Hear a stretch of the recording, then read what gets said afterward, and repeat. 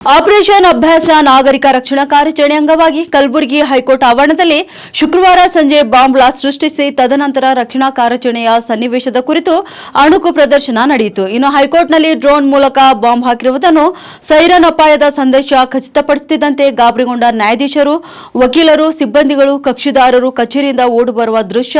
ಇನ್ನು ಈ ಸುದ್ದಿ ಅರಿತು ಸ್ಥಳಕ್ಕೆ ಧಾವಿಸಿದ ಬಾಂಬ್ ನಿಷ್ಕ್ರಿಯ ದಳದ ಸಿಬ್ಬಂದಿ ಕೋರ್ಟ್ ಆವರಣ ತಪಾಸಣೆಗೊಳಪಡಿಸಿ ಪತ್ತೆಯಾದ ಒಂದು ಜೀವಂತ ಬಾಂಬ್ ನಿಷ್ಕ್ರಿಯಗೊಳಿಸುವ ಹಾಗೂ ಇನ್ನು ಸಿಐಎಸ್ಎಫ್ ಸೇನಾಪಡೆ ಹೈಕೋರ್ಟ್ ಆವರಣ ಮತ್ತು ಕಟ್ಟಡ ಸುತ್ತುವರೆದಿದ್ದಲ್ಲದೆ ಕಟ್ಟಡದಲ್ಲಿ ಉಗ್ರರು ಯಾರಾದರೂ ಅಡಗಿದ್ದಾರೆಯೇ ಅಥವಾ ಒತ್ತಿ ಆಳು ಇರಿಸಲಾಗಿದೆಯೇ, ಇನ್ನು ಗಾಯಾಳುಗಳು ಸಿಲುಕಿರುವರೇ ಎಂದು ತಪಾಸಣೆ ಮಾಡುವ ಸನ್ನಿವೇಶ ಕಂಡುಬಂದಿತು.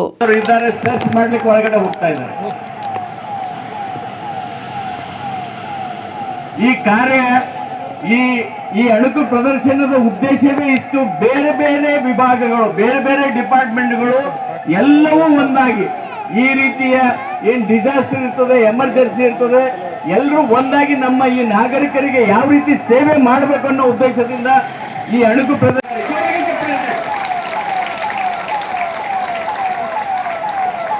ಇಲ್ಲಿ ಹೊರಗಡೆ ಯಾರಾದ್ರೂ ಬಂದಾಗೆ ಇಲ್ಲಿ ಹೊರಗಡೆ ಪ್ರೊಟೆಕ್ಷನ್ ತೆಗೆದುಕೊಳ್ತಾ ಇದ್ದಾರೆ. ಹೊರಗಡೆ